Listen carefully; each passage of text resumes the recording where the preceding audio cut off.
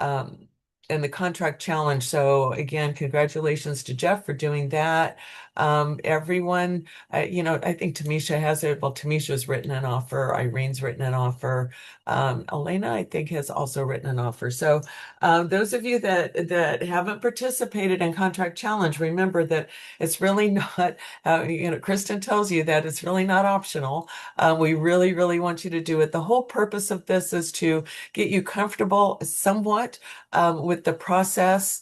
I think everyone needs to be a little bit nervous sitting down to write an offer. It's a really, really big deal.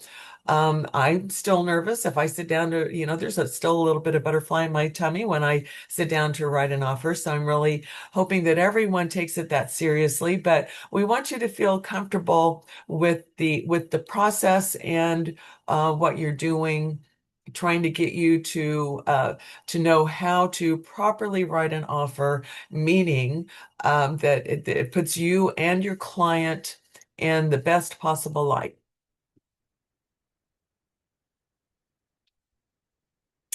That could be. I'm looking at Elena's message there. Oh, I've got two chats going on in here.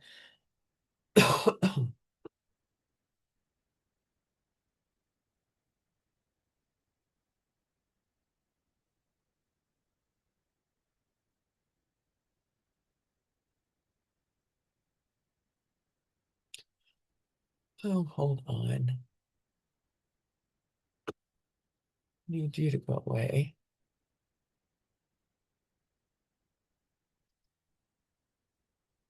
Oh, Douglas is joining us this morning too. Okay.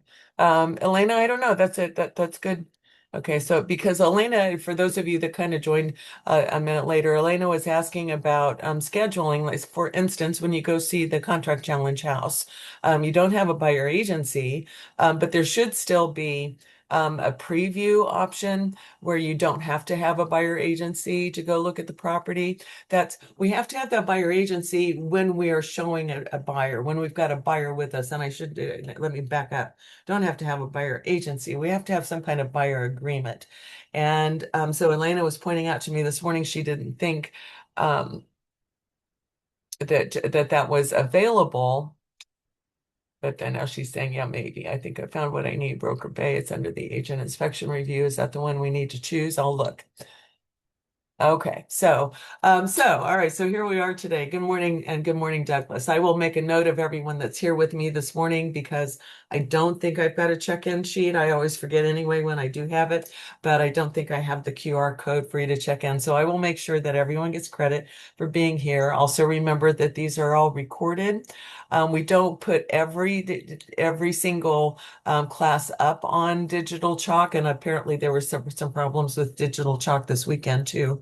I was reading everybody's comments on GroupMe. Um, and that could very well have been weather related, who knows? But these are, or a version of this is always available to you too. So as you are sitting down, and that's one of the things when, like going back to very, very basics. I used to be much better about this than I have been lately with my newer group. So here's the thing: when you start working with a buyer or seller, please, please, please let me know and let your coach know. And Alice is joining us this morning too. Just give us a heads up. If you are going on a listing appointment or a buyer agency consultation or appointment, please say, hey, I'm meeting with someone who might turn out to be a buyer or might turn out to be a listing. Just give us a heads up. We truly, all of us really, truly try to make ourselves available to you when you need us. We all, myself, Angel, Megan, Jill, Serena, whoever you're working with, Kristen, we've all, most of us are still selling real estate. I do too, but And my husband does most of the heavy lifting in that regard, but I'm still out there, doing these things as well. And we all completely understand that most of our stuff happens in the evenings and on weekends.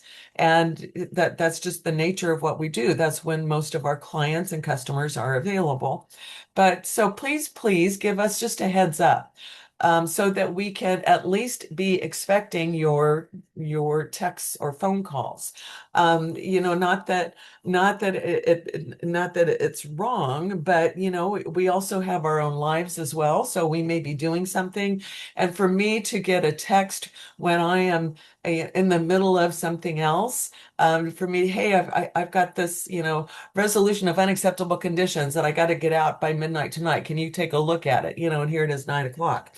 Well, you knew ahead of time that was coming up. So just give us a heads up. Hey, I'm going to be working on some paperwork. It should be ready in a couple hours so that we can arrange to serve you better. So there's that. So please, please just give us a heads up. When you do have something, most of you, I think, have been through the process, and I've had the conversation. Hold on just a minute. Excuse me. The air is so dry, it's giving me fits the last couple of days. I think I've had kind of the conversation with all of you, or at least the text messages, that when you are working with a seller or a buyer and you start your loop and dot loop, please, please, please, once again, put me in. I don't care. It doesn't matter what role you give me. I mean, other than I'm not an actual role, so admin or other is absolutely fine. Don't mark me as broker on that or anything like that. Admin or other, probably the best. And add me to your team. Check the box on my profile that adds me to your team, because then that way I have access to your loop. I get an invitation that says that Tamisha wants to collaborate on a loop when she's done that for me. When I accept that, then you should, I think the way it works is that you should get a notice then that I've accepted your invitation. And so that way I have access to your loop, and you don't need to share things with me, because then just again, text me and let me know, hey, Linda, I've got some paperwork for you to look at. My buyer agency, my buyer loop is ready for you to look at.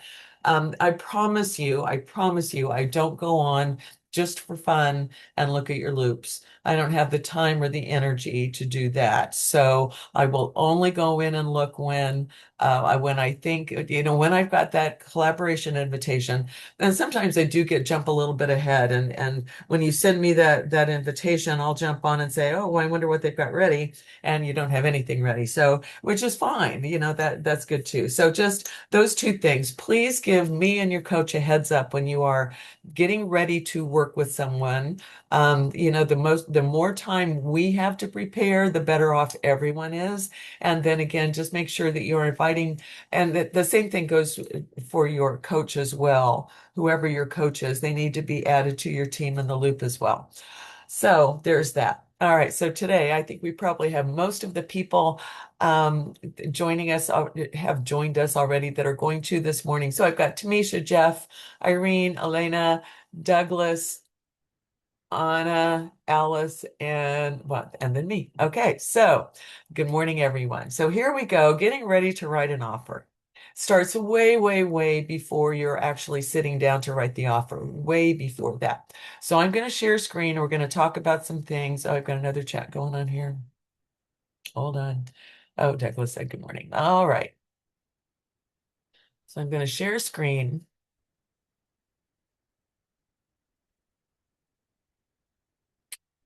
And we're going to actually get here. So what I pulled up this month's contract challenge property. It's still active.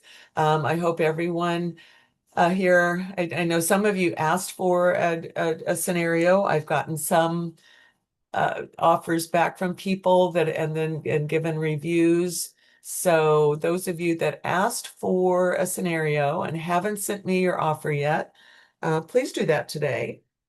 Tomorrow, maybe, but today would be great.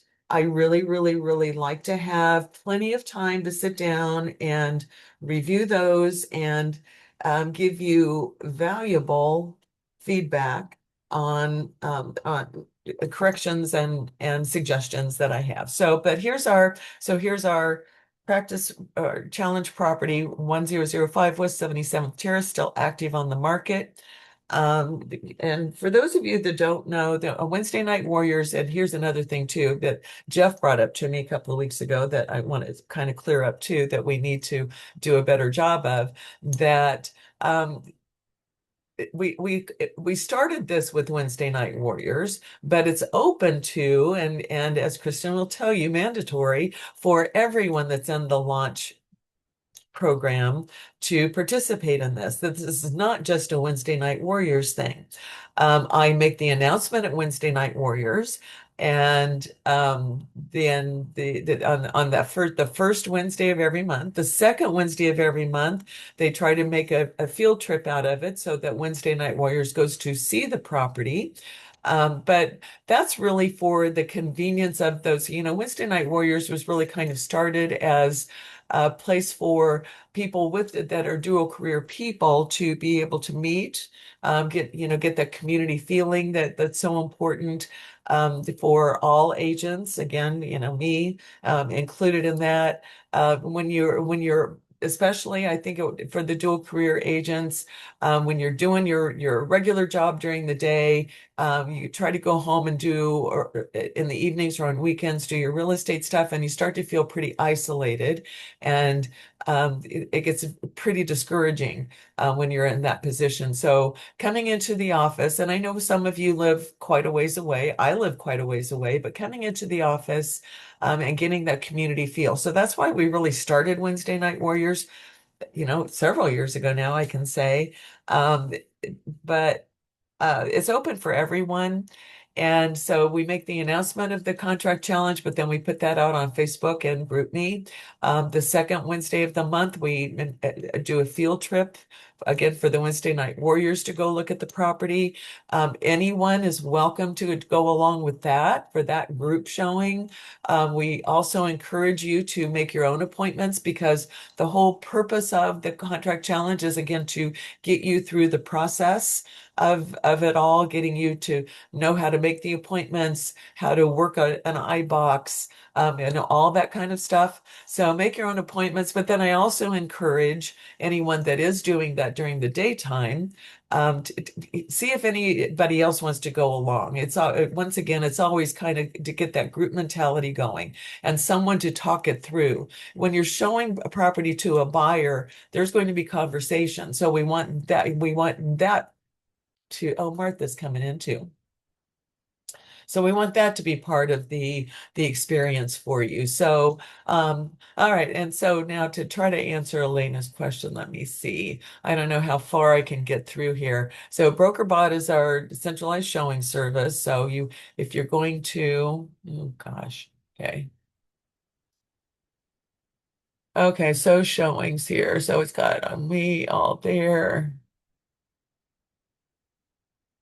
So if I say, I want to do it today, I'm going to move you all down here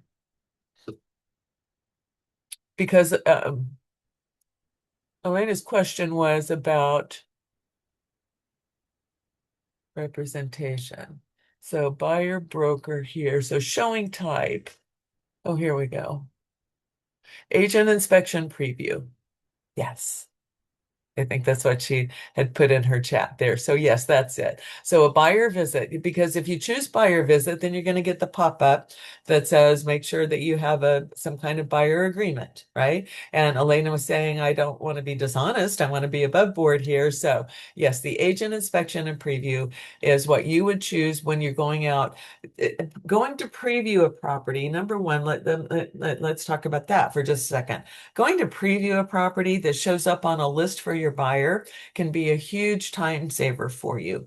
When you're sending your list to your buyers, again, this is not an MLS class, so now I'm going to get back out of that. Sorry, I don't want to actually accidentally make an appointment there.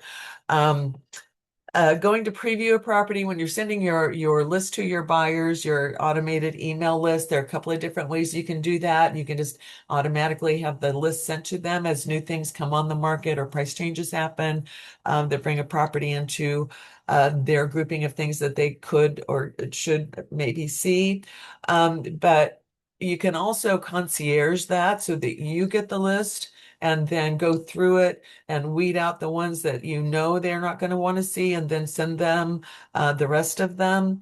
But going to preview can really be a time saver for you. I always suggest to my buyers, hey, anything before we make an appointment, and especially now as the market's kind of softening a little bit, say to my buyers again, why don't you go drive the neighborhood? Drive by the property, see what's sitting on either side of it and across the street from it, see how it sits. It looks like maybe that one backs up to some commercial. Let's see how that traffic pattern might affect that property. Have them go drive by it first because sometimes when if you make the appointment right away, then everybody gets there and the house next door has got furniture out in the front yard or whatever the situation might be, and the buyer saying, oh well, I'm not even interested in going in. Well, you've already made the appointment, and now a seller is expecting you to seller and a listing agent is expecting you to view the property and give them feedback on it. So you really need to go see it anyway. So it kind of, but going to for you to go preview a property, number one, again, you have time during the day maybe to go do that. So it saves time that way, and there might be something about the property itself that they're not going to like, and or the other way.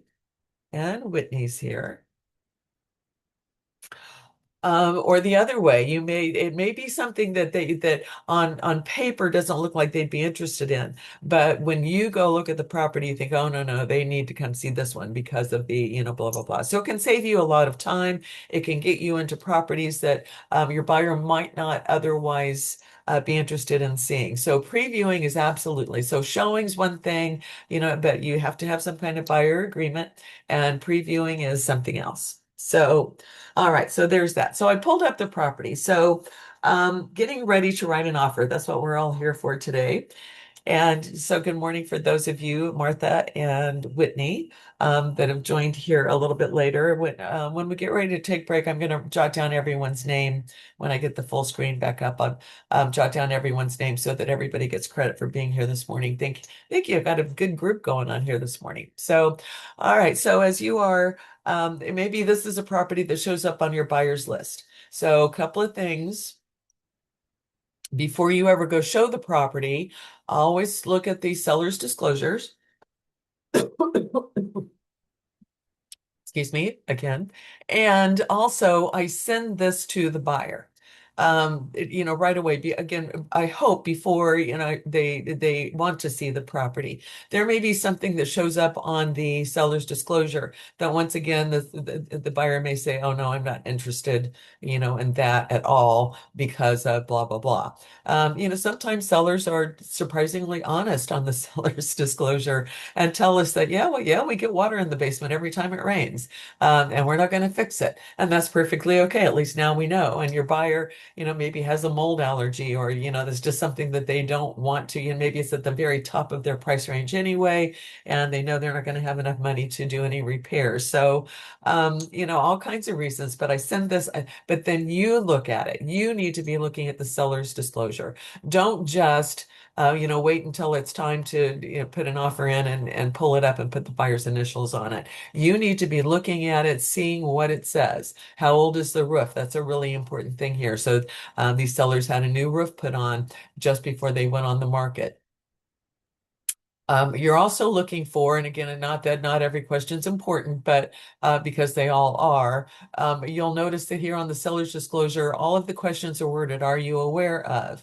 And so, and if it's a yes, then it might be a concern. So you're really quickly looking for the yes answers. You need to, again, fully understand what the seller's disclosure, everything the seller's disclosure is asking the seller about. But in this situation, as we are getting ready to possibly go look at the property, you're quickly looking for those yes answers. It's really common to have a couple of yeses here on this first page. Any fencing on the property or any Does the fencing belong to, who does the fencing belong to? It belongs to this property.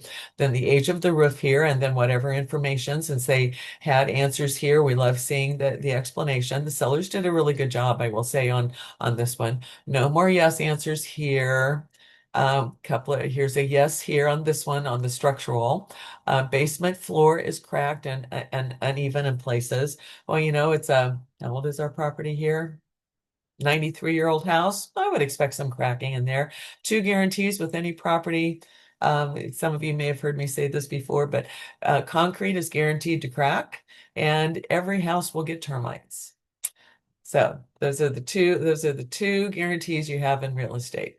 Uh, not applicable there.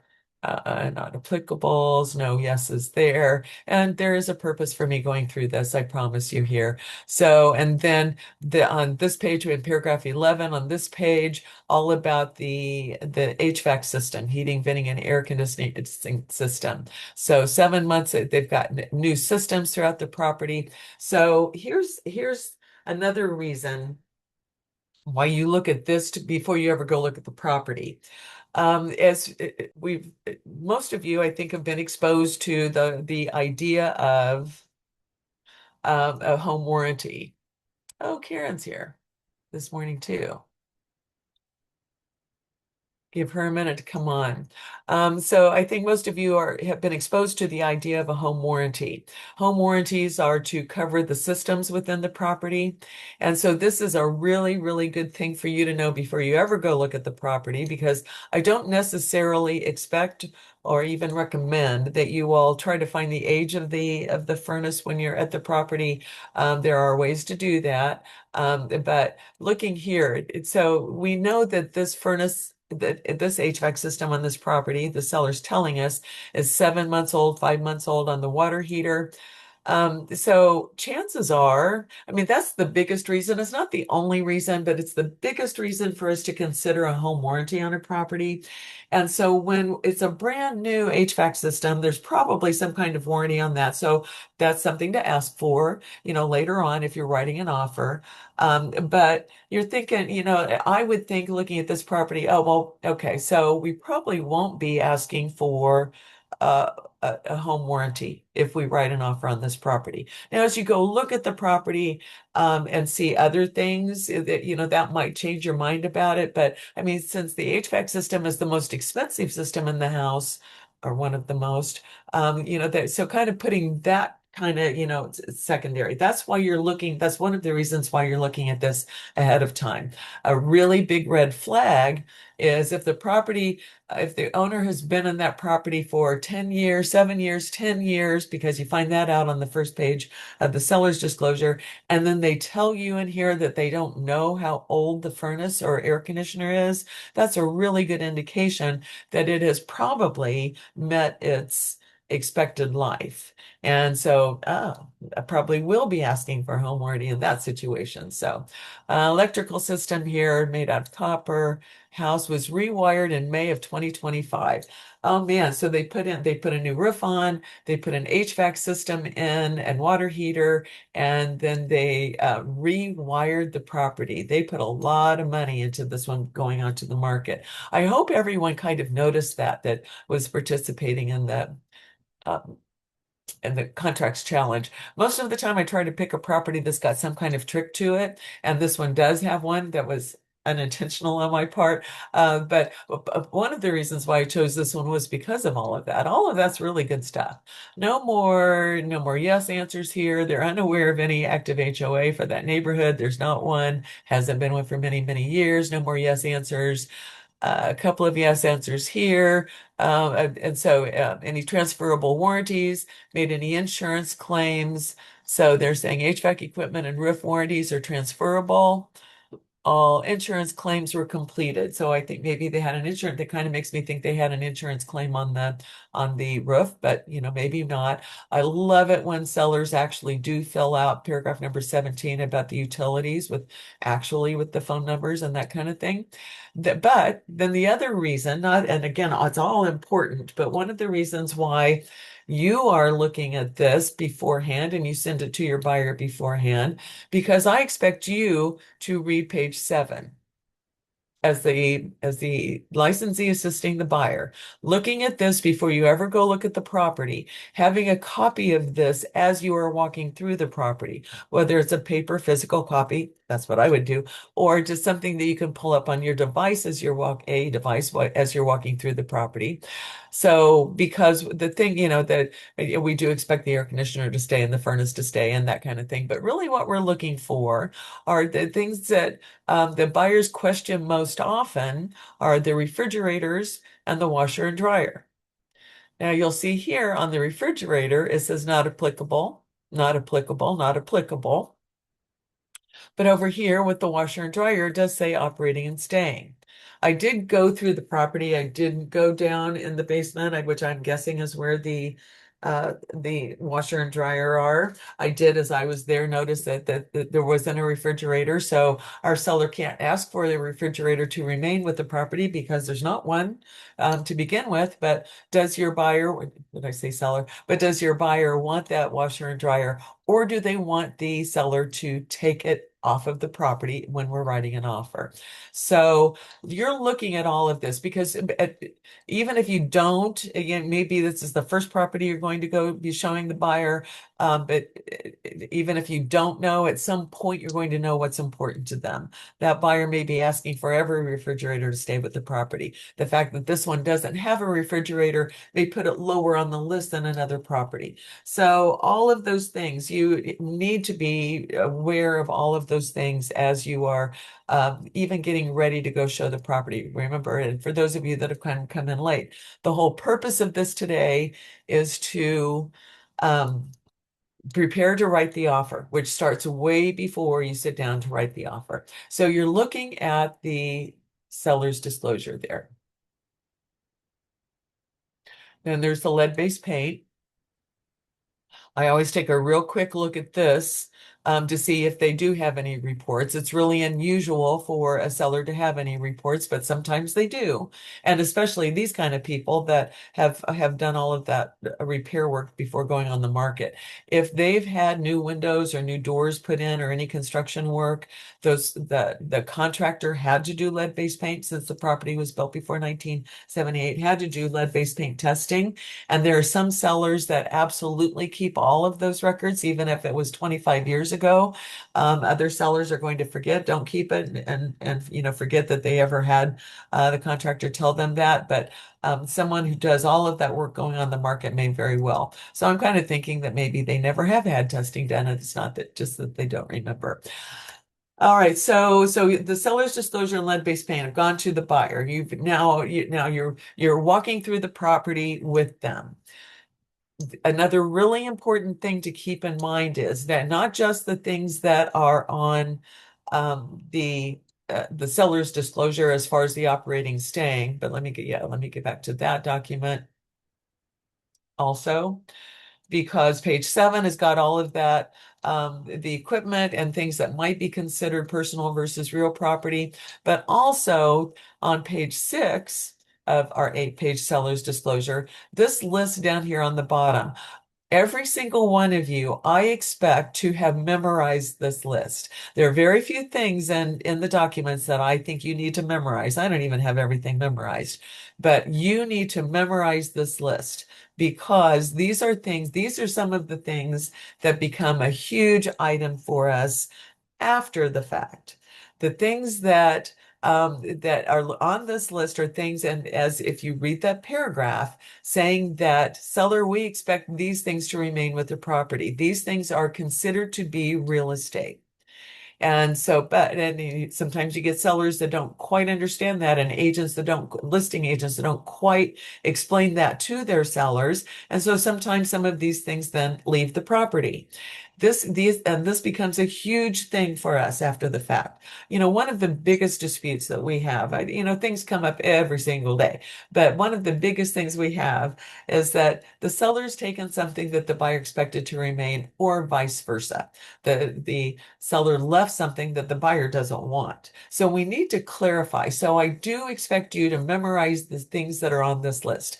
Any attached shelves, racks, towel bars, any attached lighting, any attached floor coverings, bathroom vanity mirrors, whether they are permanently attached or not, whether they're bolted to the wall or just hung on a nail, we expect to remain with the property. Any type of fencing that's on the property, fireplace grates, screens, and glass doors. Now, we're not talking about the equipment, like the poker and the brush and the shovel and that kind of stuff. Those can go, or the wood hod, whatever's there. But anything that protects the house from the fire, so the fireplace screen, glass doors, that kind of thing, remain with the property. Any mounted entertainment brackets, a seller can take those brackets if they want. Part of that is that we expect them to repair the wall if they do take that bracket. Any plumbing fixtures, equipment and fixtures, storm windows, doors, and screens. The storm windows, doors, and screens become a problem for us because those get changed out seasonally. And so in today, in the weather today, the screens may be down in the basement and the storm windows and doors are in place. So if the seller's moving out then next month in February, the problem that we typically have is that those things get picked up either by movers because movers are hired to take everything in the property, and the only thing that they will leave in the property are hazardous materials like paint and cleaning solvents and that kind of thing. So the movers will take those screen doors and or those yeah, the screen doors and windows, or vice versa. In the summer, it's the screens that are attached to the property, but then the storm windows and doors are down in the basement, and those get moved. And whether it's a professional mover or not, because maybe it's the seller themselves and they're not thinking about it, or the seller's got friends that have come over to help them move, and they just pick up everything and go too. So that's why that's on the list. And then, and here's the one that seems to throw everybody: windows, blinds, curtains, coverings, and window mounting components. So again, from the buyer standpoint, as you are walking through the property and you see some shelving in the garage or in the basement, talk to your buyer about it and say, that's one of the things that the seller may be taking with them. It just doesn't seem to be permanently attached. Are you okay if those leave the property, or do you want to ask for those? We really try to minimize what we ask for in the contract. Except for now, the refrigerator, washer, and dryer are kind of problematic for us. Anything above that, riding mower, furniture, that kind of thing become a problem for us. To write in the contract that the shelving in the basement remain, that conveys with the property, then absolutely is okay, because those things are considered to be real estate related. An appraiser is not going to question those and try to put a value on those. I need to keep an eye on my time here. So again, I expect everybody in this room to have this list memorized. And this is the exact same paragraph and list that shows up on the contract, so that you are talking with your buyer about it. Can't tell you, most of us that have been in the business for any length of time have replaced some kind of plumbing fixture because, there's a real fancy one. There's a real fancy shower head in one of the bathrooms that was there when we saw the property, that was there, and that's what was inspected. But then and maybe it was even still there on our final walkthrough. But the day we move in, the day the buyer moves in, it's been replaced with, the $29 version from Ace Hardware. And our buyer has a problem with that, right? Well, so yeah, good luck getting that seller to, bring it back. Always make the phone call to the listing agent. Sometimes it kind of depends on the situation. Most of us will do things for our buyers to keep our buyers happy, but sometimes some of us feel responsible for our sellers' actions. And so I would, and again, I've had that happen. I do, those of you that have gone through class with me, not very many of you here in this group, have heard me tell the story about walking into a property on possession day. And every single light bulb in the property was gone. Every single light bulb in the property was gone. I usually have some in the back of my car. And of course, this is, back in this is several years ago. And so the days when every light bulb was an incandescent or could be replaced with an incandescent. And I always had a couple of light bulbs in the back of my vehicle for open house purposes or showing purposes. Sometimes when you walk into a property, you don't have very many working light bulbs, but so I always had a couple. So I had a couple that we could install, and I called the listing agent, and that was happened to be a good listing agent. And so what she ended up doing, because now the seller's gone, what are you going to do? Tell them to bring back the light bulbs? So she brought over a case of light bulbs, for the buyer. She felt responsible for her seller. Sometimes I will take that on myself, kind of depends on what it is too. If it's the refrigerator or washer and dryer, most of us that have been in business for a while have bought some kind of appliance, to keep everybody happy. So, all right, so that's why you're looking at the seller's disclosure beforehand, and as you're walking through the property, you're talking with the buyer about, well, so especially if they're giving buying signs, if they seem interested in the property. I still kind of ask these questions too, just to get a feel for what they're looking for in a property. But as you're walking through and they're saying, I really kind of like this one. This one's going, on the list of possibilities. So that's when you are really then digging, well, how would you feel if this were gone? Or do you want to ask for this? Or, those kinds of things. And especially as they pertain to what's on the bottom of page 6 here on the seller's disclosure and everything as it's marked on page 7. That's when you're really starting to pay attention to that. Other things back here that I point out to people, 'cause some of the common mistakes for the first. Oh, who's here? Oh, well, you left, and now she's back. Some of the common things that are missed on the when I'm looking at contracts that newer agents are writing here. So I like to point out there right here on the MLS information sheet, all of these, clickables here, when I tell you in the comments that something's available on tax records, I'm talking about here on this tax tab. Right, so here we have our seller's name, and if you haven't put the seller's name, that's where we would get. This is one of the places we would look to get the seller's name as we're writing the offer. I really prefer to go back to these seller's disclosure. Should have pointed that out when I had that open. But we've got our seller's name here. We've got the legal description right here where it says legal description and the tax information. So that's right there. Cut and paste there to go on the contract. Absolutely fine. We have the most recent real estate tax information here. Here we are in 2026. As we close here, the tax bill coming at the end of the year for the buyer will be the 2026 tax bill. We have no idea what that tax bill is going to be. All we can do is use the most recent. So this is the tax information that you're going to pull from. This also shows up on the MLS sheet, which I'll get to later here. As you are doing a CMA, if you're doing what some people call the big dog CMA, but the one that is on our internal form, not the ones that you can do on through MLS. The ones you can do through MLS are a really good tool, but you cannot manipulate the numbers in there. And I know manipulate sounds like a bad word, but I don't always believe the square footage that a listing agent puts in the listing. I go verify that with what the tax records say, and especially if they've gotten the information from the seller or from an appraiser.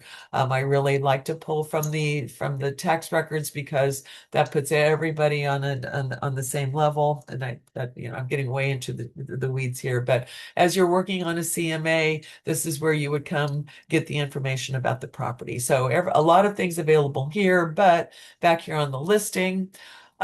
So a couple of things that I like to pull out when I tell you that you need to fill out the listing agent and broker information. That's all right here. You'll see that the listing agent's name and email are here, as well as their phone number. The brokerage phone number is there. And so I know that our contract asks for the brokerage address. And so if you click on that here, this pulls you up and tells you what the brokerage address is right up here. And since this is in-house, it's going to show up as ours, but that's all right there. Another thing right here in this middle section here, something that a lot of agents miss. Um, the listing agent capacity, LA cap right here. Really important. When you're filling out page 13 of the contract, you have to know what the listing agent capacity is. Most of the time is going to be designated agent. So it's designated seller's agent here. Um, sometimes you will find one that says seller's agent. And that's okay because what that's an indication of is that that is the supervising broker that's taken that listing.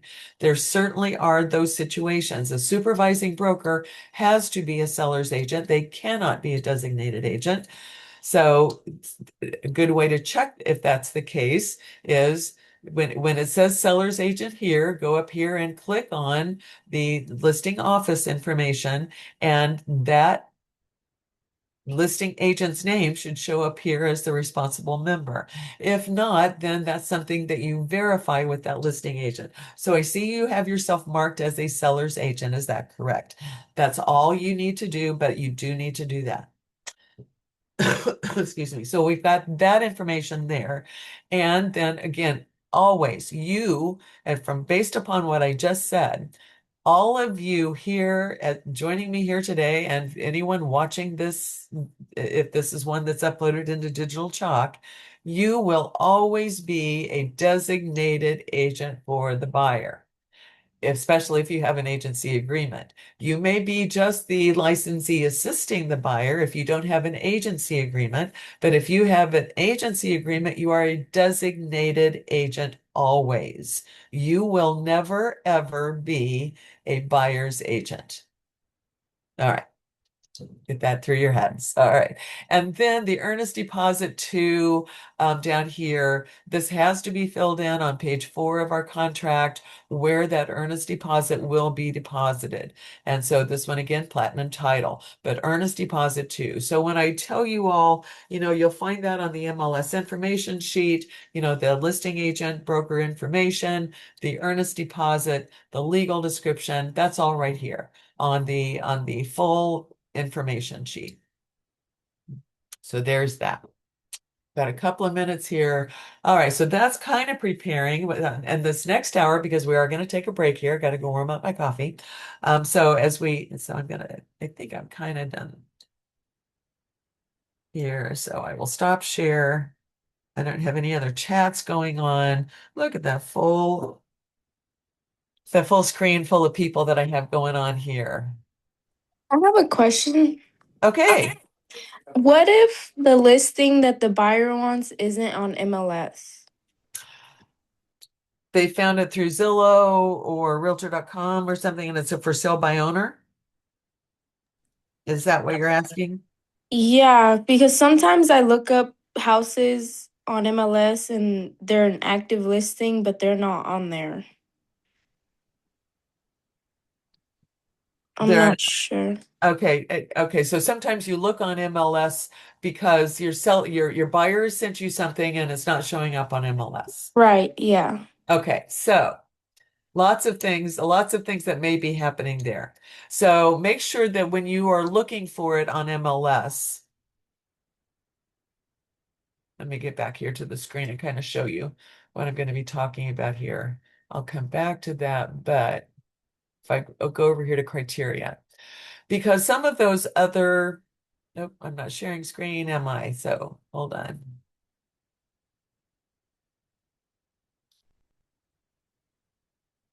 Okay. Some of those other outside websites, they're doing a much better job than they used to, but aren't quite as updated as our MLS is. Our MLS will show things immediately, and sometimes there's a little bit of lag time on some of those. So as you are looking for the property, what I would do is go ahead and select all on my criteria here because it may be pending, it may be showing for backup. So there's that. Make sure that you're and might already be, it might be now temporarily off market and that hasn't caught up. So then check the history there also. So check all of your criteria. The other thing that sometimes I forget is that I don't want to necessarily, depending on the kind of property, I don't want to necessarily just look for single family properties, single family freestanding. So I never check anything over here unless I know that they're looking specifically for a townhome or something like that. I leave it open. So make sure that you've got your description down here of the type of property, that's open and looking for everything too. Then also, one of the other things it would be to look for the in your search up here, make sure that you're looking for multifamily. If it's a duplex or a triplex or a fourplex, it's going to be listed in multifamily, not in your residential quick. So all of those things, so look for all of those things first. And Anna's probably still thinking, yeah, but that's not what I'm talking about. All right, sometimes there are those for sale by owner properties. That's a whole separate training for us to go through here. But Anna, but getting the information to write the offer. So if it's a for sale by owner and you're making an appointment to go see a for sale by owner. So now I'm going to stop share again because I kind of went through everything there. If it's a for sale by owner property that your buyer wants to see, absolutely tell them, yeah, I'm going to try to arrange for us to go see that. It may take a day or two for me to get everything in place for us to go see that. I'm going to go talk with that seller and I'm going to see if they will fill out a seller's disclosure for us. And so all of that kind of thing. So it may take a day or two. If you're driving through the neighborhood with a buyer and you see a for sale by owner sign, they're going to say, hey, can we go look at that one? And your answer should be, well, yes, I'll try to get us in, but it's not going to be today. I've got to get the permission from all owners of record to go see it. Thank Uh, you. okay, sure. And then when we get back from break, and I'll show you how we can access the tax records if it's not an active or not something that's been on MLS. So after break, so I'll make myself a note to do that to show you how to access Realist. Okay. All right, folks, it is 9:53. Let's take a 10-minute break. I will see you all in 10 minutes.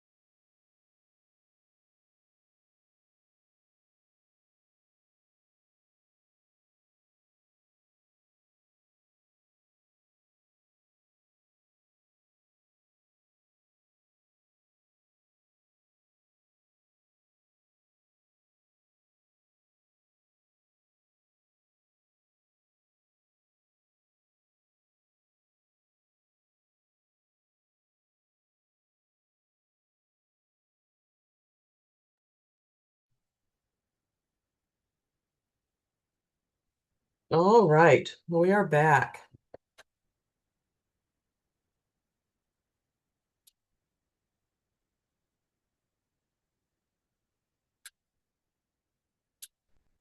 Okay, so we've kind of done, kind of the pre. We've looked at the seller's disclosure, and kind of digesting the information that's on that. The other thing, as you are preparing to write an offer, or actually, let's just even go back one step further than that, be preparing to go look at a property. Now I'm going to share screen again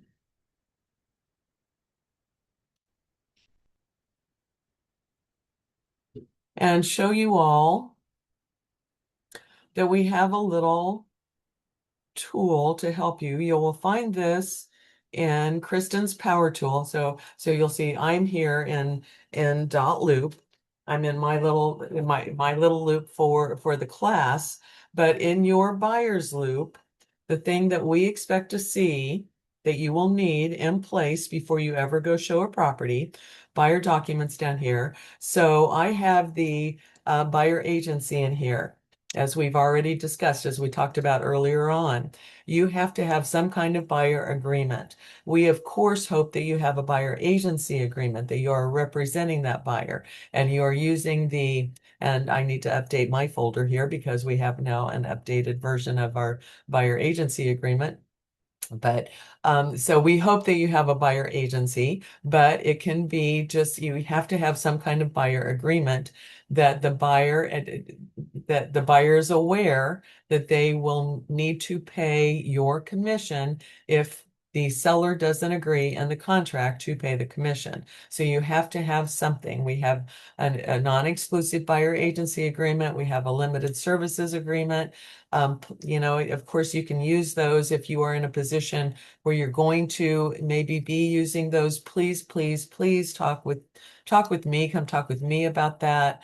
Your coaches know about those forms too, but we really need to make sure that that is the position that you want to be in. So we hope that you have a buyer agency, but there has to be some kind of buyer agreement in your loop. And I expect to see all of these things when you are doing the contract challenge as well. That's again, the whole purpose of it is to get you through the process. And so that you know the things that you have to do. So your buyer agency agreement, it is required in our brokerage that you have the KWKC Metro affiliated business disclosure. That's a state required form because we do have the brokerage has financial interest in some of the contractors, service providers that you may be suggesting to your client. The affiliated business disclosure talks about KC loans in KC.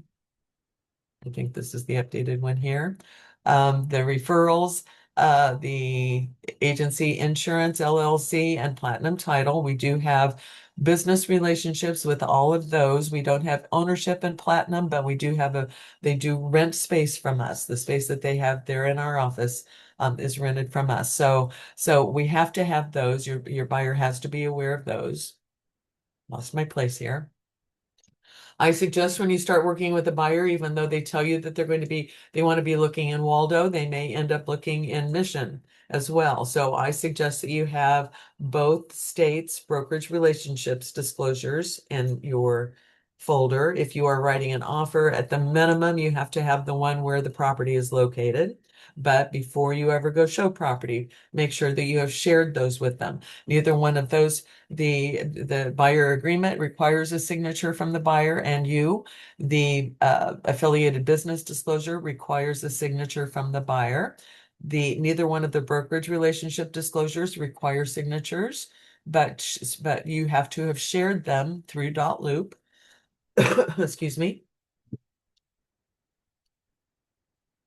I also suggest that you put the cyber protection notice in there, even though I've got the wrong one in here because we have one for buyers and sellers.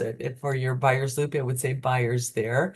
Even though that is in there's the cyber protection paragraph in our agreements, there's the cyber protection paragraph in our contract. I still think that's a very important discussion for you to have with all buyers and sellers, is that how at risk they are because of the emails that will be going back and forth. Hackers have gotten very sophisticated over the last several years, and they can send emails that look just like the title companies or a title company, or just like it comes from you. I've been hacked, and so people have gotten emails that look like they came from me, asking for money, asking for, to hear wiring instructions, account information, social security numbers. So make sure that your buyers and sellers are fully aware. And I think the best way to do that is to send them the separate cyber protection notice, have them sign it. Uh,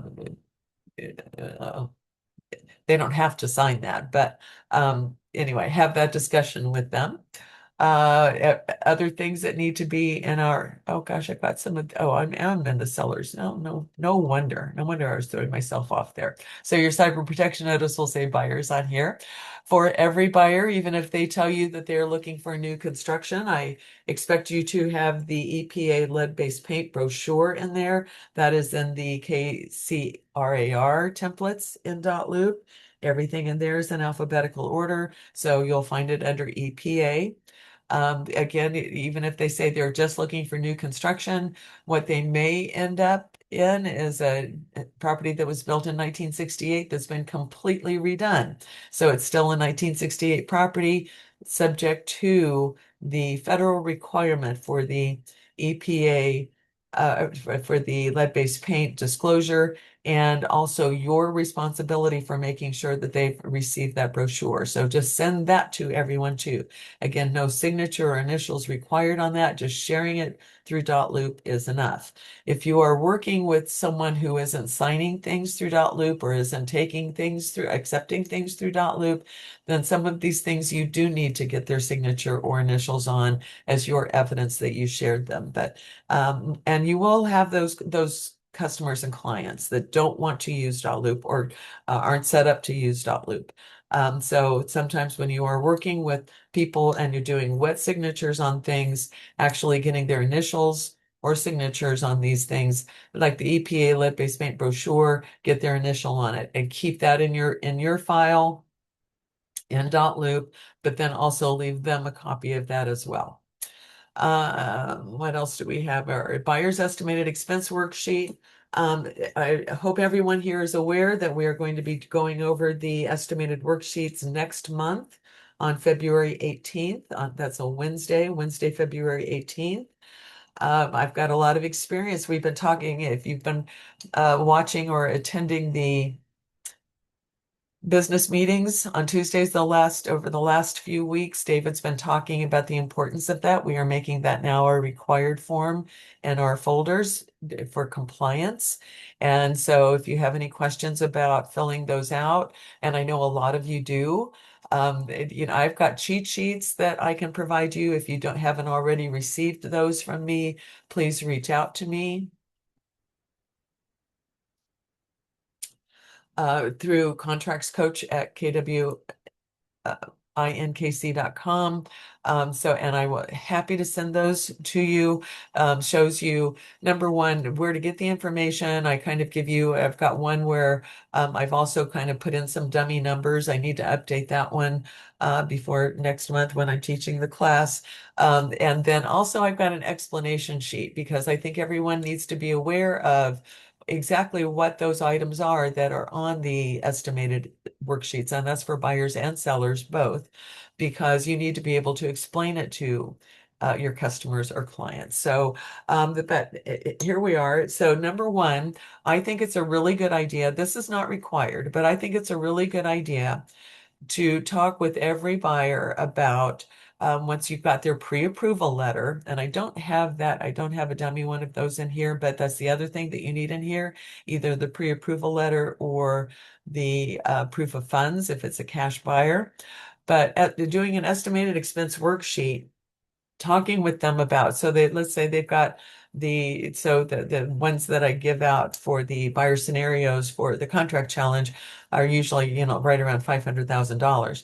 Talk with your buyer about what that payment's going to look like. They may decide, well, I don't want my monthly payment to be that much, or I don't have that much. They wouldn't have gotten the pre-approval letter if they didn't have the right down payment for that loan and that kind of thing. But some lenders do a great job of giving a good faith estimate, along with that pre-approval letter or upon request of that. But I think it's also part of our job to talk with that buyer about what their comfort level is on their monthly payment. And so doing a buyer's estimated expense worksheet for them as you start working with them, I think is a good idea. That's not what's required. What is required is that we have an expense worksheet, buyer's estimated cost expense worksheet. So it's an estimate of their closing costs on every offer they write. Every offer they write. As you are going through the negotiation period, you make an offer, you've done an expense worksheet. The seller makes a counter offer. You make an expense worksheet based upon that counter offer. If your buyer's going to make a counter offer based on, then from that, you do an expense worksheet based on that. Most of the things on that expense worksheet are going to remain the same. Some of the things that will change will be your compensation if it's based upon a percentage of the sale price, down payment. I wouldn't worry so much about trying to change the estimate on the homeowner's insurance, because if we're talking about just a few $1,000s in the sale price, it's not going to make that much difference on the homeowner's insurance. You can refigure that, of course, if you want to, but some of the things but it will change. It'll change their down payment and your compensation for the most part, and a little bit of difference in their house payment. And again, that's another thing, if the buyer says, well, I don't want to pay 285, I'll pay 282, but the seller's stuck on the 285. Doing that estimated worksheet for that buyer shows them that's really only going to change their monthly payment by a couple of dollars, at today's interest rate. So it can be a really good tool for you in negotiation, but it is also required by the states. And so now a required form in your folder for compliance. The brokerage has the ability to hold your commission check if your folder is not complete and compliance. And we're talking about not what's in .loop here, but what you have uploaded into command. And so make sure that you are talking about all of that with your coach and with me, making sure that everything you have meets compliance standards in there. Then the couple of my cheat sheets here, I've got two copies of that estimated expense worksheet, the column one here, but I've got the computing interest, and I've also, because this kind of shows, I think this will show my cheat sheets here, a couple that I filled out here. So I'm happy to share those with you. Once again, just let me know if you need them. Okay, so that's what your folder is going to look like before you ever go show the property. You've got your complete folder. And that, again, even though it's not showing up in here, we need your pre-approval letter. Please do not write an offer. In fact, don't go show a property unless you have a pre-approval letter or proof of funds if it's a cash buyer. And so I will be looking at all of those things and saying, hey, you don't have this in your folder, as you send those to me for review before you send them out. And again, do not send anything out for any signatures, your buyer agreements, anything before I take a look at it. We need to make sure that it's correct before we get your buyer's signature on it. So again, if you're going to be meeting with the buyer, please give me and your coach a heads up on that. And then once you have the paperwork, and sometimes your paperwork's not going to be complete, and I understand that, because if you have full expectation of getting a buyer agency signed, which you should, I mean, putting that positivity out there in the universe, you're not going to know what your expiration date is, maybe, or you're not going to know exactly what their their preferred price range is. I understand that, but we need to make sure that you've got everything else in place, their name's correct, and that they are. I do a whole class on filling out the buyer agency agreement, so I'm not going to go through a lot of detail here, but just to make sure. So do not send anything out for any signatures without sending it to me first, letting me know that it's here. Don't send it to me, letting me know that it's in your folder.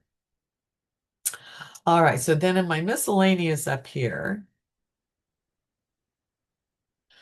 we have a tool here for you. This is in Kristen's Power Tools. So you can access this through Digital Chalk. And again, if Digital Chalk's not working for you, which it might not be right at this point in time, we have, I just realized Martha may not have been there on my list. I did get everyone's name written down on break, so everyone gets credit for being here this morning. So because I don't have the check-in sheet, I just said that at the beginning of class, but not everyone might have been here. So we have our ready to make an offer.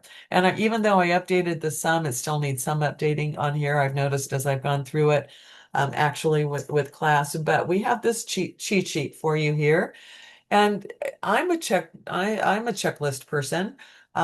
It's a really good idea to have checklists for everything that you're doing throughout the process. When you are talking with buyers and sellers, there are certain questions that you need. So absolutely have your list of questions there, write your answers on it. As you are going through the process of writing an offer and going through the process of a transaction, have a checklist. We're working on one for you for launch.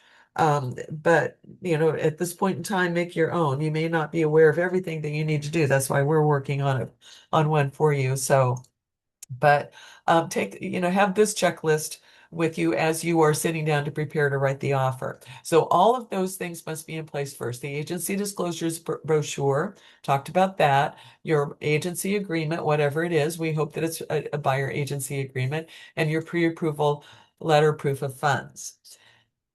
We talked about, so as you're walking through the property, you're talking about the personal property versus real property. What the things that may or may not be attached that we want conveyed with the property or not conveyed with the property. So we talked about that. As you are at the property and your buyer says, yeah, it's time for, we're ready to make an offer. Don't leave them at that point. And here's the thing about that. So say, okay, well, I'm going to go start working on that then. Make sure your buyer understands it's going to take you a couple of hours to do it. Don't try to rush your way through this. If I were going to sit down to write an offer, it would take me an hour to an hour and a half. It's going to take you at least that long the first few times that you do it. Sometimes it takes me longer, kind of depending on the situation. There may be things that I need to be asking and getting from the listing agent before I can do that. So prepare your buyer that it's going to take a couple of hours. Suggest to them that, as you're leaving the property, well, you guys, go get something to eat or, go do something. And even if you're going to meet them in person, if they're going to come back to the office, which that just does happen sometimes, say, you don't want them sitting there waiting while you're getting everything ready and doing it all. That's nerve-wracking for everybody. So you guys go, do something for a couple of hours. Either meet me at the office or I'll come by your house or, whatever it is, or wait to hear from me. I'll be sending this stuff through Dotloop. Any one of those is perfectly fine. Just make sure that they are prepared for a time frame because it's going to take you some time to get things ready. But before you leave the property, there are certain things that you need to know from them, and we'll get to that. Linda, do you review our commercial contracts too? Yes, ma'am, I do. Okay, thank you. Of course. Yes, Alice is working. So a couple of things here. So yeah, I've got a couple of people in here. I think if Karen's still in here as well. Alice is working commercial side for right now, and Karen has a buyer agency agreement, I think two, the same person, but for buy and or lease. So congratulations to Karen on getting that signed. Thank So you, thank you. yes, all right. That's exciting. I think Jill put that out on Facebook. It didn't come, I don't think that came out on GroupMe. So everybody congratulate Karen when you see her. So, all right. So first, all right. So, but even though this says first call the listing agent, first you're talking with the buyer. So buyer, what do you think you want to offer? That they may or may not have an answer there. Here's another reason why it's going to take you some time to prepare. Your buyer is going to say, probably, well, what do you think we should offer? And please, please, please don't ever answer that question. It is not up to you to determine what an offer price should be, ever. You can get yourself in some serious hot water by answering that question. So, to answer that question, though, because you have to address everything a buyer asks you, is you know what? Part of what I'm going to do is I'm going to go do a market analysis. And what I tell my buyers is I'm going to do a market analysis just as if you already owned the property and you've called me telling me you want to sell it. I'm going to do a market analysis so that we know what a reasonable list price would be, therefore, a reasonable sale price. So never, ever, ever, ever tell a buyer what they should offer. If you say something that's too high and they find out later that they could have bought it for less, you're in serious trouble. If you tell them something too low and they are willing to go higher, or would have they could have bought it if they had just gone a few $1,000s more, again changing their payment by just a few dollars, their monthly payment by just a few dollars. Now, but they lost it. They lost out on the property because someone else outbid them. When they would have been willing to go that high, but their agent told them that they shouldn't. So we do not. And so when you do your market analysis, you're going to present it to them and tell them once again, this is what the numbers tell me. This is what the numbers say it's worth in this market. However, buyer, only you know what that property is worth to you. I think that's one of the most powerful sentences that you can say when you're working with the buyer, is let them know they're, when we've had that really hot market over the last few years and people have, well, you paid way too much for that. No, you didn't. If that's what it was worth to you at that moment, then you didn't pay too much. Now that might affect you later on when it comes time to sell it. And we are kind of starting to see that happen just a little bit here because of that hot market that we had, and people were paying a lot of money for properties, but only that buyer knows what it's worth to them. If they want to go higher than the asking price, another conversation to have at this point is, okay, well, now we're going to be concerned a little bit about, but your CMA will help back you up on this, a little bit about appraisal. How do we want to deal with the appraisal? We talked about that last week in the miscellaneous documents. The appraisal waiver, where the buyer can make an offer based on, I'm going to pay this much in cash if the appraisal doesn't meet the price that I'm willing to pay. So all of these conversations. So have the buyer and they may not have a number until you do that CMA for them, or they may want to go think about it. So you may not have that, but you are going to say, so how much are you willing to put down in earnest deposit, buyer? A lot of sellers are expecting 1% of the sale price here or thereabouts. If a buyer doesn't have that much money available, and some buyers won't, if they're on uh, if they're a VA buyer, they may not have that much money that they want tied up if they're not putting anything down. And remember, because they have to pay some things up front. So if they're wanting to pay cash for the appraisal and pay cash for the inspections, they don't necessarily want to tie up their money then in the earnest deposit for that. We can get everyone's permission to take some of that earnest money to pay for those things, but again, that's kind of a delay and another step, and gets a little bit confusing. But so make sure that they understand that money is tied up. But from a buyer's point of view, we want to put as little earnest deposit down because that money is always at risk, as little as possible.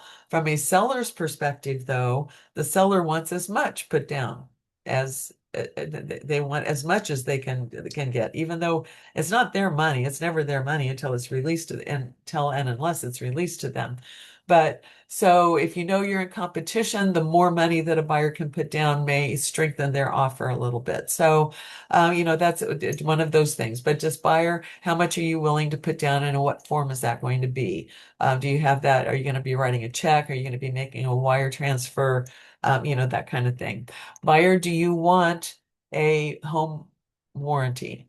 And again, as we were looking at the paperwork and then maybe in person in this property on 77th Terrace, our contract challenge house, I'm thinking, well, to make a stronger offer, I'm not going to necessarily ask the seller for one because the HVAC system's new and the house has been rewired. Those are the two most expensive things. Not sure that we really need to get a home warranty on this property, but again, because remember, those also cover all appliances. So if that washer and dryer is staying, if then whatever refrigerator the buyer brings in. So, but talk with the buyer about that. Talk with the buyer about what closing date they are looking for. I hope you've had a conversation with the loan officer about how quickly that they can close that loan. Remember that FHA and VA and USDA are all going to take a little bit longer. Make sure they can take a little bit longer. Make sure you are allowing enough time as you are looking at the calendar, standing there with the buyer. Make sure that you're not choosing a weekend or a holiday. And if there's a holiday in the interim, make sure that everybody understands, well, the banks aren't going to be working that day, nor is the title company going to be working that day. Maybe we should add another day or two onto our 30-day closing. So make sure that the calendar, what day do you want to close? You're also asking the buyer about inspection period. Buyer, it'd be great if you can attend the entire inspection. So can we get that scheduled at sometime in the next 10 days because that's what the default in our contract is? Or do we want to shorten that to make a really strong offer? And are you available within that 7-day period? Or do we want to lengthen it because there's a holiday coming up or because you're not available? And even if the buyer can't be there for the full inspection, we really like for them to be there for the last hour to hour, 30 minutes to an hour, because the most inspectors will be giving some kind of wrap up and showing photographs and that kind of thing. So make sure you've talked with your buyer about all of those things. All right, so I would put that first. One of the things I'm going to change about this form. Talk with your buyer before you leave the property, before you go off to do your stuff. Then also tell the buyer, well, what I'm going to be doing on my way back to the office or home, wherever you're going to go be doing your work, is I'm going to be talking to the listing agent. And make sure your buyer understands this. I'm going to see if there are any other offers in hand right now. I'm going to see how we can accommodate the seller and possible closing date. If your buyer has flexibility, that's the other thing to talk about with them, on their closing date. How flexible are you on that? What if the seller would prefer a 60-day close because they're buying new construction and it's almost ready, but not quite? Can you do a 60-day close? Or would you be willing to do a 60-day close? How can we accommodate the seller? So that's another thing you're asking the listing agent here. So in this paragraph, call the listing agent at what's going on with the property, any other offers, have they had second showings on the property? What's most important to the seller in an offer? How can we accommodate them? You don't do all of the work in writing an offer to find out they just accepted another offer. So also you need to know how to position your buyers. If there are multiple offers, you need to submit a clean offer and not ask for a lot of extras. So you're talking with the listing agent on your way. There may be things that you need to clarify with them. Not so much on this property here, even though there is that little trick in there, that I don't think anybody's caught it in any of the offers that I've received so far. So as I'm getting you through the mechanics, everyone through the mechanics of writing that practice contract, but then I'm also probably going to throw something at you just before you're ready to submit your final version to me. But so there may be something missing. Maybe a property built before 1978 doesn't have a lead-based paint disclosure. You need to be addressing that, number one, with your buyer, and number two, with the listing agent. Hey, I see there's not a lead-based paint property and lead-based paint disclosure on the property information in MLS. Do you have one available? Because if not, you've got to add that to the contract. So, all of those kind of certain things. Your buyer you or your buyer may have questions about the property as you're walking through. And so, just clarification. Maybe about some of those shelves. They're not addressed specifically on page 7 of the seller's disclosure, but they're important to your buyer. So, another thing to talk to the listing agent about. Hey, those shelves that are in the garage, they don't seem to be permanently attached, but we were just wondering if the seller is taking those with them or if they're going to convey with the property. So some of those clarification things. So once again, you know how to write your offer later, or you know how to prepare your buyer for certain things. Secondly, then, so you get back to your office or home and you do your market analysis. So you're helping the buyers determine what would be a good offer without telling them what's going to be a good offer. The things your buyers need to determine, and so these are the things you're talking with them about before you leave the property. The offer price, not only how much they want to offer, but ideally what's the highest they want to pay to get the house, and what do they want their monthly payment to be. The earnest money deposit, talked about that. Closing and possession dates, talked about that. The closing costs. Another reason why it is so important for you to do the estimated proceeds worksheet is because based upon this particular property, now that you have an actual property, you know what the taxes are going to be. You know, and now basically what price range you're talking about, so you can do your estimate of what the homeowner's insurance is going to be. But most importantly, you know what their closing costs are going to be. Generally speaking, now again, ours is just an estimate. It can be, I try to pad them so that the buyers are pleasantly surprised on closing date, but some buyers, have scraped together their down payment. They have the bare minimum for their 20% so they don't have to pay the PMI, or they've got their scraped together their 3.5 for the FHA and they don't have any other available cash.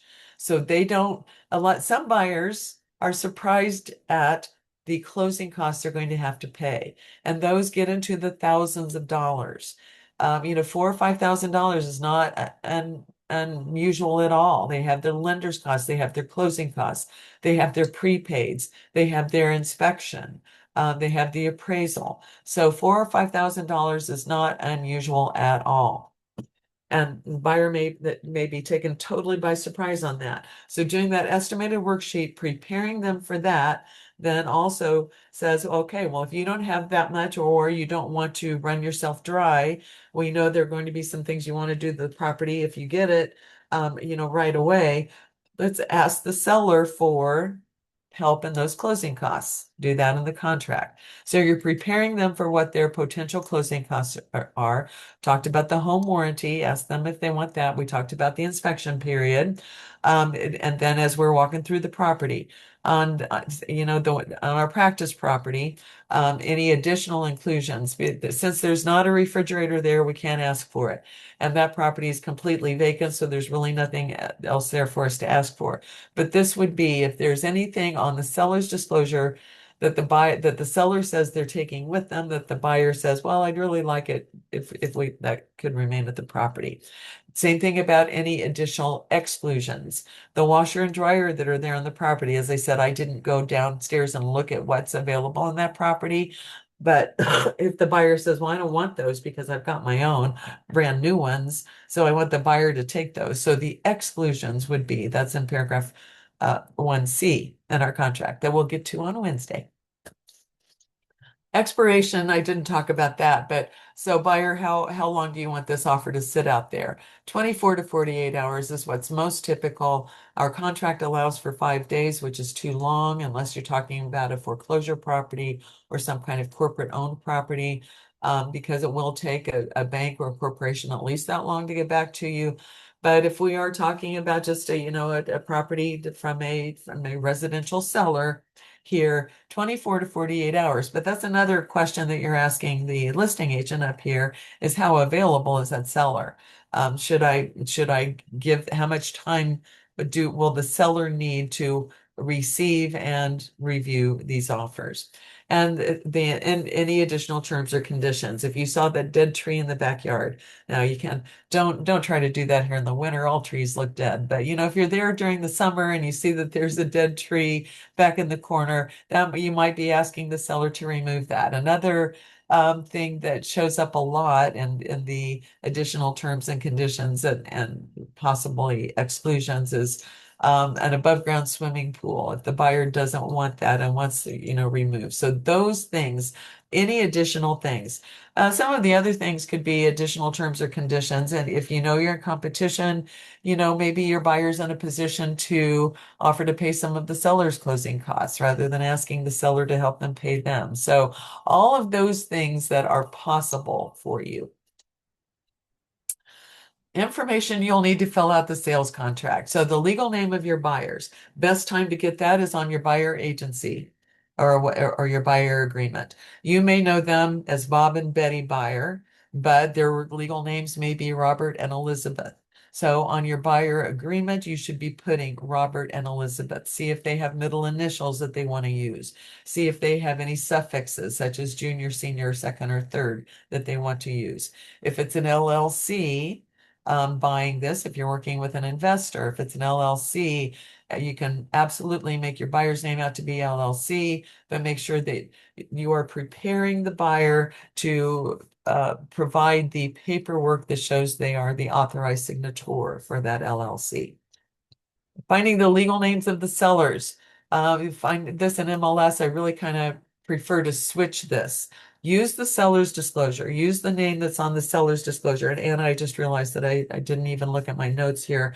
I will show you how to use Realist in case that property is not in MLS before we break up today. So look first on the seller's disclosure for the legal name of the seller.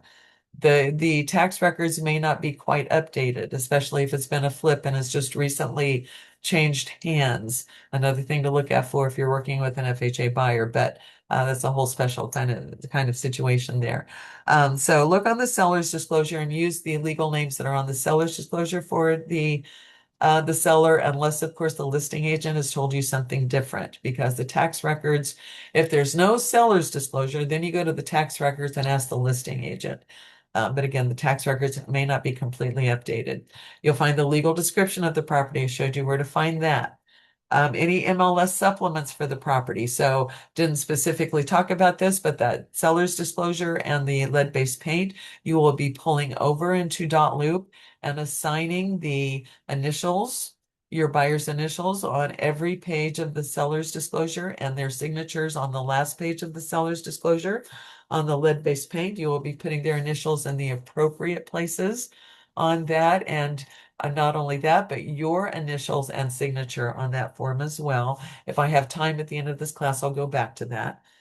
But we're willing to talk about that one more so on Wednesday. The financing terms, so you need that pre-approval letter. You need to make sure you understand the pre-approval letter. What kind of loan is the buyer getting? How much down payment do they have? Another conversation, because I hope you've talked with the lender about this to begin with. What happens if the interest rate changes? Do we lock the buyer in at a cap on the interest rate, or are they qualified enough that they can kind of float with what is going on with the market out there? Talked with the loan officer about that. So make sure that you understand the pre-approval letter. Listing agent's agency role showed you where to find that on MLS. Listing agent, listing broker's information shows you where to find that.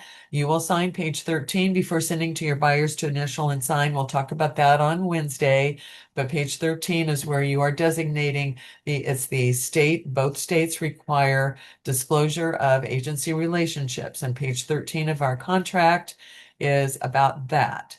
And then sign line 880, I think it's actually 881 now in our new version of the contract, so I need to update that here. And we'll talk about that on Wednesday too, but there is a certification that you sign on the contract that no one has made any changes to the contract form other than what what we're writing in. And you can only attest to that once you've gotten it back signed by your buyer. You don't sign that final page before you send it to your buyer, only after. Okay, so a couple of things I was going to cover. So now I'll go back to MLS. So because Anna asked about, well, what if the property's not on MLS? And so you've done everything on MLS to make sure that you've covered all of your search criteria and that to show up there. That it's not maybe not residential, but in multifamily, or that maybe it is still showing active on Zillow and Realtor.com, but they just got an offer on it last night, accepted, and it's now showing as pending in MLS. So you checked all of that and it's still not there. So maybe it is a for sale by owner.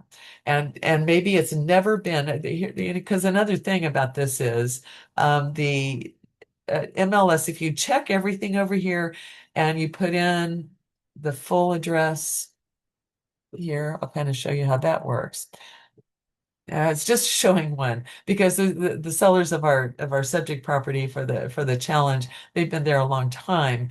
But putting in the exact address in here will show you the history, the full history since about the year 2000 in MLS. So you can get a lot of information from that because even if it's an old listing, if you go to the tax records are the current tax records. So you can get a lot of information, even if it's not currently showing as active in MLS, but it sold 3 years ago. You can go look at that information there. But to really answer Anna's question, if it's truly a for sale by owner and we don't have any history of it in MLS, you can get all of that same information here. Again, this is not an MLS class. You need to go to your MLS classes. The realist tax right here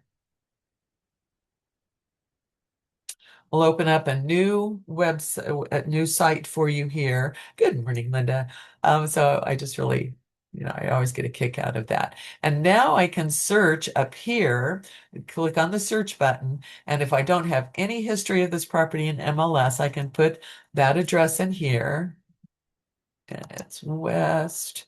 And then I start getting my pop-up possibilities here. And that was 77th Terrace right here. And so click on that. It will then, and do my search. It will then show, and I know you guys are seeing yourselves here. Then it will show up here. Oh, here's this much. Which one are you looking for? And it's this one. And then I proceed. It'll show me where it is on the map. And then I come down here to the bottom right-hand corner and I see reports down here. And I click on that. It then gives me everything that would be in our MLS tax tab here, just in a little tiny different format. So I have everything here. It again gives me that it's a 3-bedroom, 1-bath, doesn't have any half baths. It's telling me, oh, I see that that's on MLS right now for 320. It's been on the market. The list date, see, this is incorrect. And this is interesting the way that all of this happens. He took the listing in MLS, he took the listing signed signatures effective date of 12/22, but it didn't come on the market until the 2nd, I think, of January. So that's a little bit wrong there. As you scroll on down here, then it gives you your, and I didn't give you the AVM. We didn't talk about the AVM and all of that. That's a whole different class in there. But so we have our legal description down here, our tax information, our legal description is here. We do again have our sellers' names up here, Ralph Eaton and Diane Smith. It shows us again the 3 years taxes that we have. So all of that same information is here. So Anna, does that kind of answer your question? You can gather the same information whether it's on MLS or not. I think so, yeah. Okay, not really. I can tell by the way you're answering. So, but then, and so maybe one step further, if it is a for sale by owner property, and I think I'm kind of done here, so I'll stop share. As I said, you tell your buyer, well, I've got some things I've got to do before we can go see it. We can't all of us go up to the door and knock on it and expect to get a showing of that property. Tell your buyers, I've got to talk with the seller. So here are the things that we have to do. We have a special form, which I didn't go over in the miscellaneous documents, but our authorization and permission to show it's in dot loop. So it's a form. So yeah, I guess I've got a little bit of time here. I'll pull that up. I will share screen and pull that up.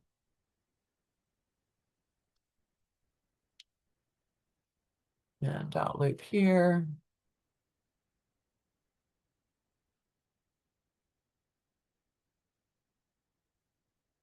And that we don't have an internal form for that. That's going to be in the KCRAR residential forms.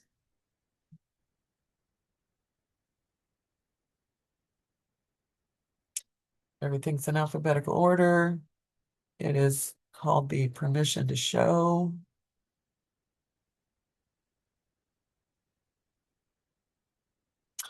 Well, maybe it's under sellers. I should know that. See, I know, just to kind of burst everybody's bubble. Linda's not perfect. Seller permission to show contract. I know everybody here thinks that Linda doesn't make mistakes, but Linda certainly does make mistakes. Okay, all right. Contract is between seller and broker, so identification there of both parties. Once again, put all sellers of record on there. We have to have signatures of all sellers of record. Imperative. You don't just get the signature of the person that answered the door. You're checking tax records to make sure that you know who all the current owners are. Verify that with the person that answered the door and is showing you the property. But because there may have been a divorce, or they may say, well, no, I know I'm the only one showing on tax records, but I'm in the meantime gotten married. Well, we have to have that spouse's signature too. So make sure you are looking on the tax records and verifying that information, because we have to have everyone's permission before we can show the property. Identify your broker here regarding the seller's property located at, and the street address is fine on this one. Permission to show, and this is important in paragraph number 1, seller hereby permits broker licensee to show the property to, and you have to identify your buyer by name, and then exactly when you're going to be showing the property for the first time. Now, you don't necessarily need this every other time you are in the property. If your buyer makes an offer that's accepted and you need access for inspections, that's all covered here in this form. But so you don't need this, but for the first showing that you have, and if you know that you're going to be, maybe breaking that up into 2 showings, put both dates in there. I'm not going to go through everything here. You do have to, again, disclose how you are representing that buyer.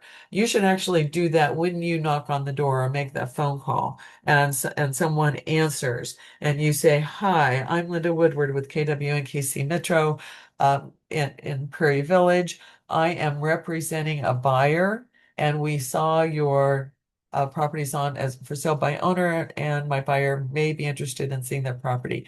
Make sure that you are saying that immediately. One of the states, and if you've come through class with me before, that when one state is more conservative than the other, I apply whatever's most conservative to both states.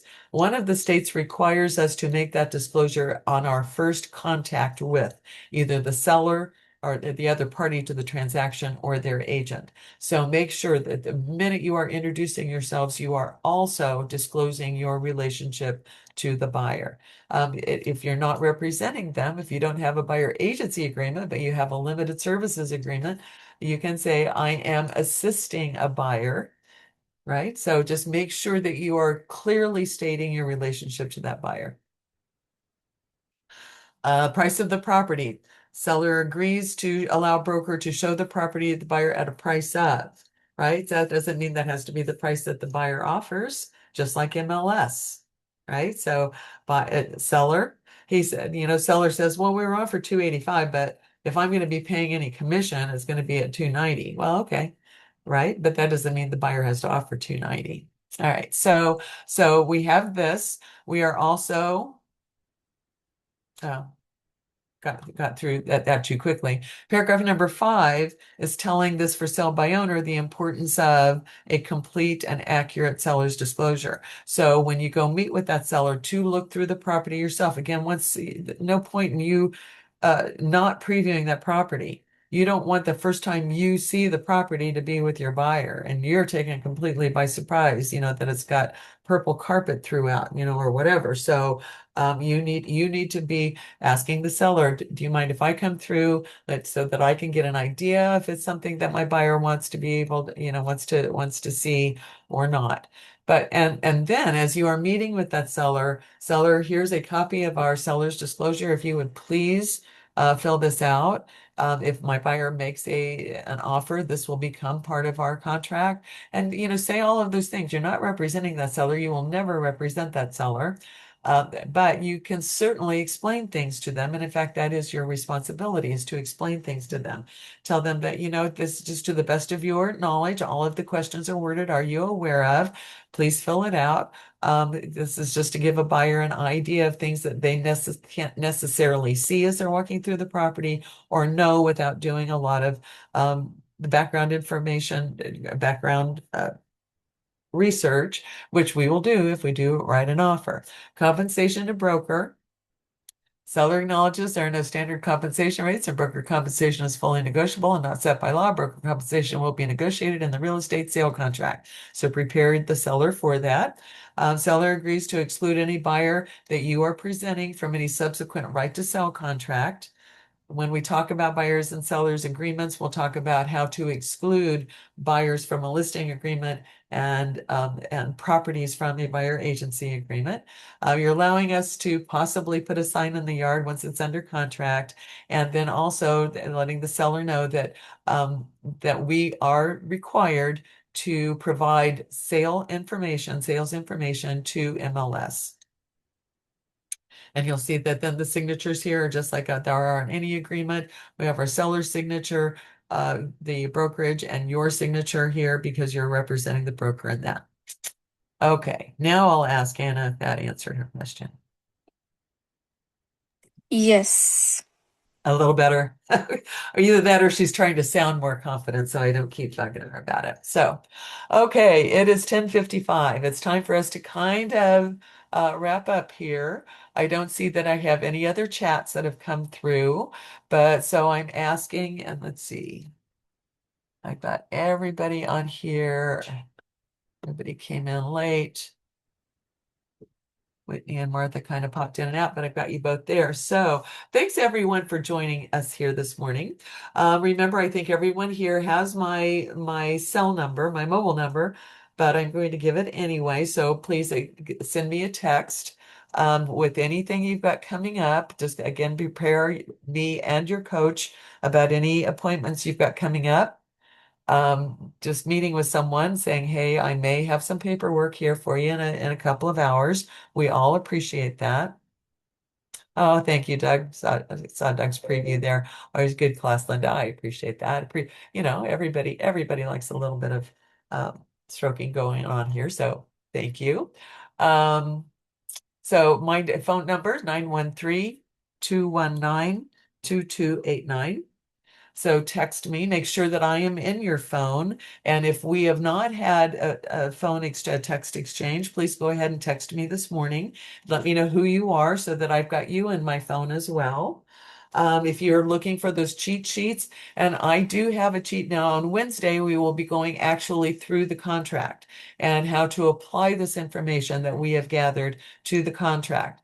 A few hints and tips and tricks about strengthening your offer, making sure things are correct.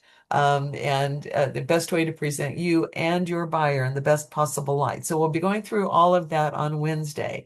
And I have a cheat sheet available for the well, no, I don't. I shouldn't say that. I hope I get one done before Wednesday, but don't ask me for it yet because I mean I could send you the 2025 version. We had a few changes in our contract, but nothing truly major. So I can send you the estimated worksheets, cheat sheets, and I can send you the contract cheat sheets. You can find that ready to make an offer checklist, even though I might put them in a little bit different order. All of the information that you need is there. You might just, I need to kind of rearrange the order of some of those things. So all of that's, but if you have any questions or anything that you want me to send to you, please reach out to me through my email address, because that's the best way for me to keep track of what I've sent you, and especially as we're talking about the contract challenge.